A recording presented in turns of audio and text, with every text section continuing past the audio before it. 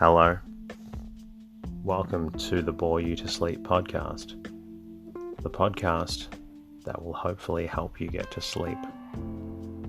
I am going to read an open source book, one that is not particularly interesting, but one that is hopefully boring enough to get you to sleep.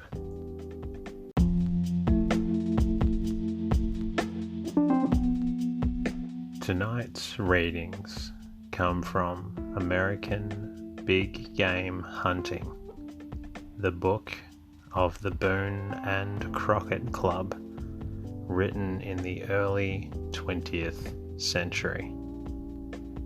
It's a good read and looks at how life was in the early 1900s. The book is by various authors, and the editors are George Bird Grinnell and Theodore Roosevelt. Enjoy listening.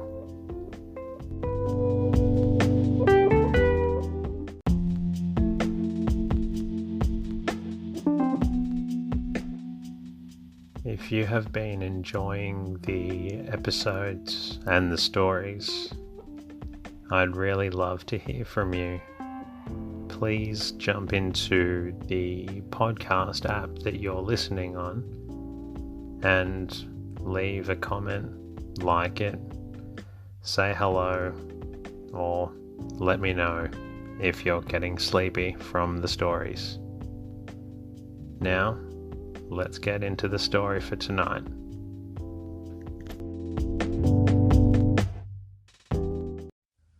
We're going to first read from the preface of American Big Game Hunting,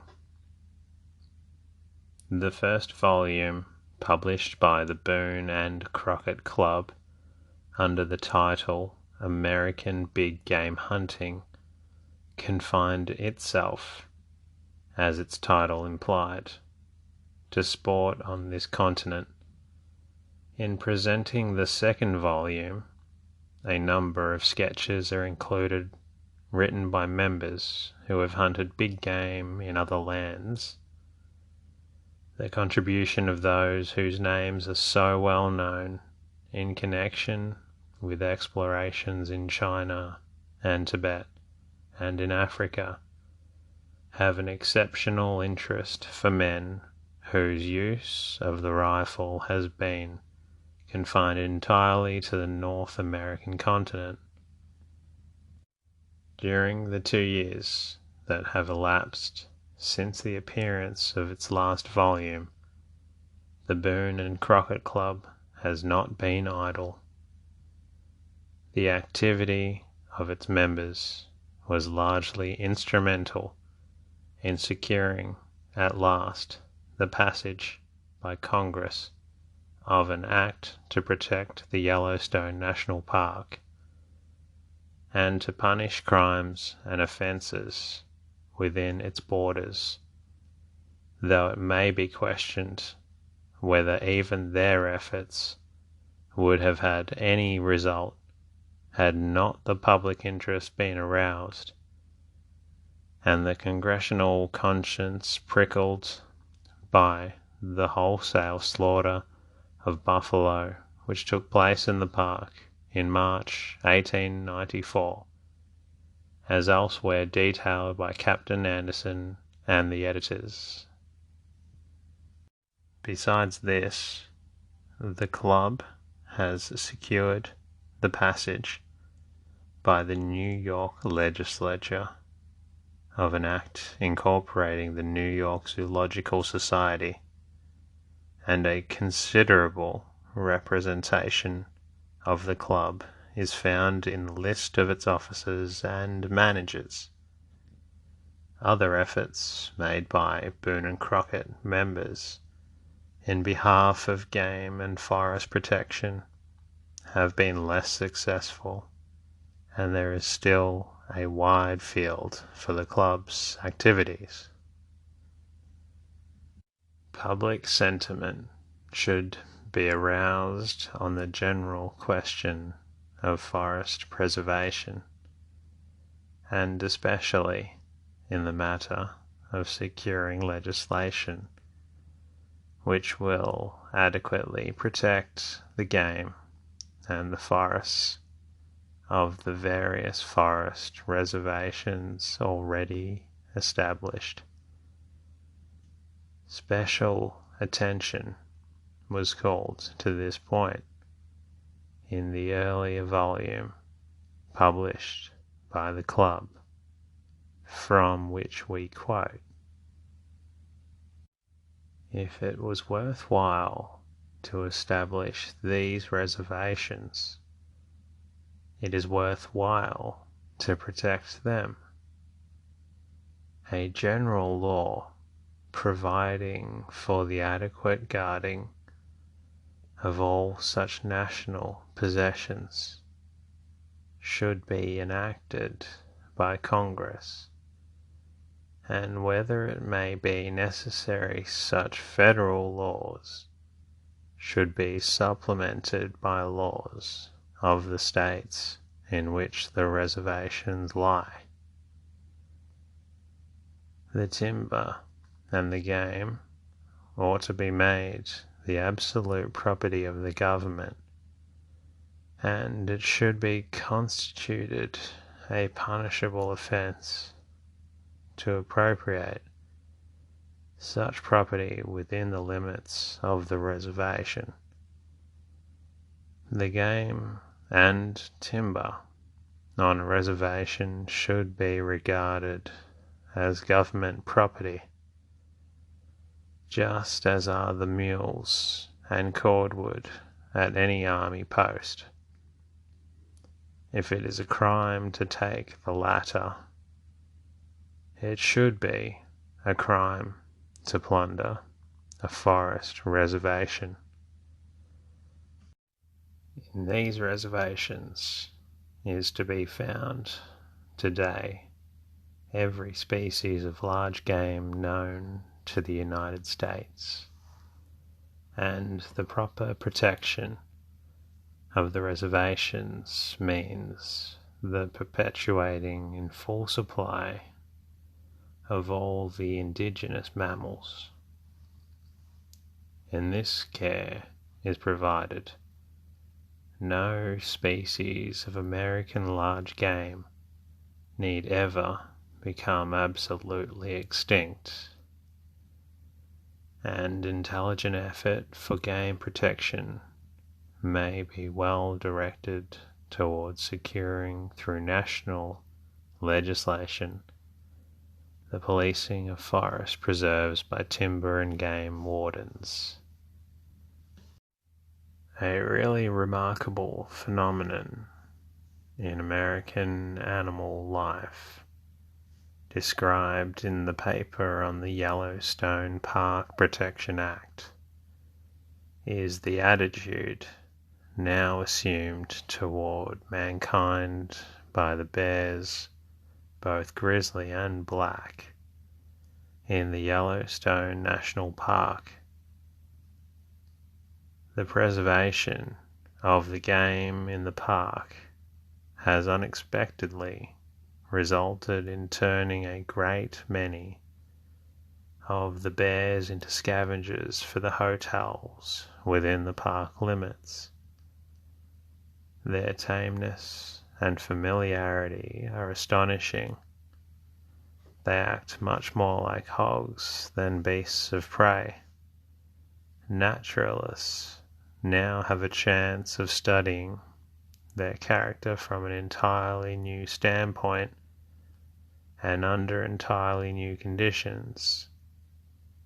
It would be well worth the while of any student of nature to devote an entire season in the park simply to study of bear life. Never before has such an opportunity been afforded. The incident mentioned on page 421 was witnessed by Mr. W. Hallett Phillips and Colonel John Hay. Since this incident occurred, one bear has made a practice of going into the kitchen of the Geyser Hotel, where he is fed on pies. If given a chance, the bears will eat the pigs that are kept in pens near the hotels, but they have not shown any tendency to molest the horses or to interfere in any way with human beings around the hotels. These incidents, and the confidence which the elk, deer, and other animals in the park have come to feel in man, are interesting, for they show how readily wild creatures may be taught to look upon human beings as friends. Theodore Roosevelt, George Bird Grinnell, New York, August 1st, 1895. And that might be the end of the preface. However, we will be continuing on with additional chapters of the book over the next few nights. But I'm going to continue on this episode with a little snippet from a book by George Bird Grinnell and the First Audubon Society, titled Spare the Birds. Carolyn Merchant.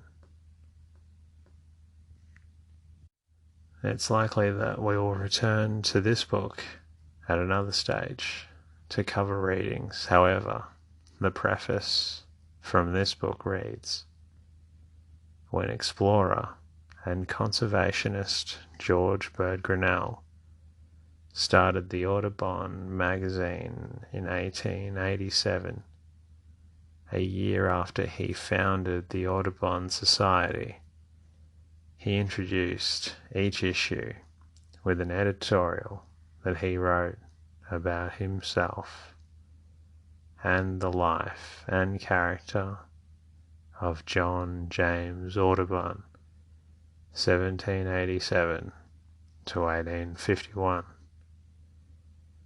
To bring birds to the public's attention, he also chose one of Audubon's bird paintings, which he himself described as a special feature of each issue.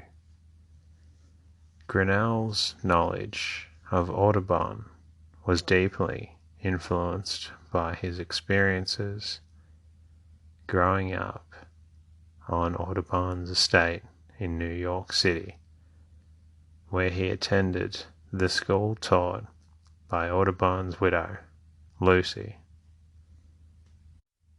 The impact of Lucy, John James, and their two sons on Grinnell's desire to preserve wildlife was profound and is reflected in Grinnell's work.